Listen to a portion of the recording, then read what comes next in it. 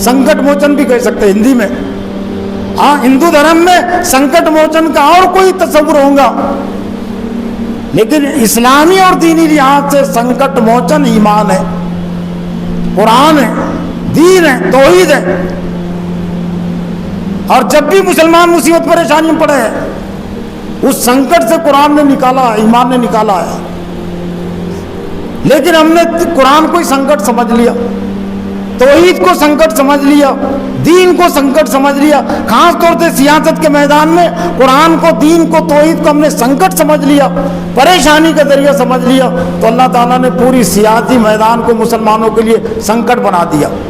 तो संकट मोचन को हम इख्तियार करें। संकट मोचन इस्लाम है, संकट मोचन कुरान है, संकट मोचन तौहीद है, तौहीद का अकीदा, शिर्क से बचना। और जब ये चीज़ हम कर लेंगे तो बहुत ज़्यादा दूसरी चीज़ें हमको करने की ज़रूरत नहीं पड़ेगी। इसको नज़रअंदाज करके हज़ारों भी हमने मंसूबे बना लिए और बनाए जा रहे हैं आज, लेकिन वो मंसूबे में कामयाबी नहीं मिली अभी तक। तो इसके बाद क्या मिलने वाली है? गुलामी में ना काम आती है तदबीरें न शमशीरें, जो हो ज़ौक़ यक़ी पैदा तो कट जाती है जंजीरें। एक पस मंज़र है अल्लामा इकबाल के ये अशार नज़्म का, कि 1924 में भी ऐसी तदबीरें चल रही थी। एक हल्का कह रहा था कि मुसल्लह जद्दोजहद के मुसलमान जिहाद करेंगे, क़िताल करेंगे तो कामयाबी मिलेंगी। दूसरा हल्का कह रहा था कि अंग्रेज़ी तालीम ज़्यादा हासिल करेंगे, कलेक्टर बनेंगे, बड़े ओहदे हमारे पास रहेंगे तो हमारे सियासी मसाइल हल हो जाएंगे।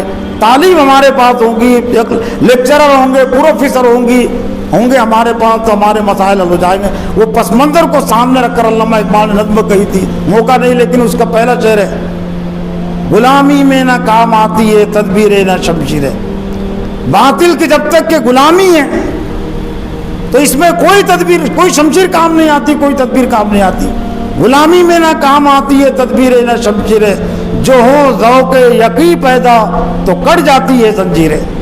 अल्लाह की ज़ात पर अगर हमारा ईमान हो जाए मजबूत तो जंजीरों में पहले जकड़ते थे लोगों को, तो कट जाती है वो जंजीरें कट जाती है। कोई जंजीर ऐसी ईजाद हुई नहीं जो मुसलमान को जकड़ सके।